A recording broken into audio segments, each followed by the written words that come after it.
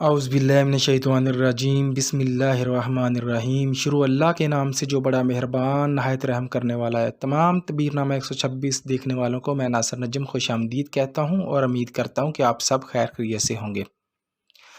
آج کا عنوان ہے خواب میں پاؤں دیکھنا یا خواب میں پارا ہاتھ میں دیکھنا۔ ان دو تعبیروں کے حوالے سے آج بات کریں گے۔ اس سے پہلے کہ میں ان دو تعبیروں کے حوالے سے آپ کو بتاؤں، آپ لوگوں سے گزارش ہے کہ میرے اس چینل کو سبسکرائب کر دیں، ویڈیو کو لائک اور شیئر کر دیں اور بیل آئیکن کو پریس کر دیں تاکہ ہر نئی آنے والی ویڈیو آپ تک پہنچ سکے۔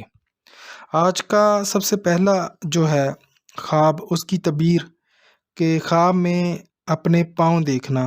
اگر کوئی شخص خواب میں اپنے پاؤں دیکھتا ہے تو اس کی تعبیر یہ ہے کہ سفر پیش آئے گا اس کو، اور سفر میں اس کو رنج یعنی کہ تکلیف کا سامنا ہو سکتا ہے۔ سفر کے دوران اس کو تکلیف کا سامنا ہو سکتا ہے، اللہ نہ کرے کوئی حادثہ وغیرہ ہو سکتا ہے یا کوئی مسئلہ پیش آ سکتا ہے، کوئی اور تکلیف ہو سکتی ہے اس کو۔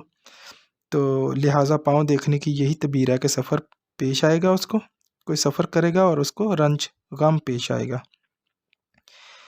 دوسرا جو عنوان ہے پارا ہاتھ میں دیکھنا۔ اگر کوئی شخص پارا ہاتھ میں دیکھتا ہے تو اس کی تعبیر یہ ہے کہ روپے پیسہ کثیر ہاتھ میں آئے مگر جلد جو ہے وہ خرچ ہو جائے، ختم ہو جائے گا۔ یہ دونوں تعبیریں تھیں آج کا جو تعبیر نامہ 126 کا ان کی حوالے سے ویڈیو۔ اپنا ڈھیر سارا خیال رکھیے گا اور تعبیر نامہ 126 دیکھتے رہیے گا۔ اللہ حافظ۔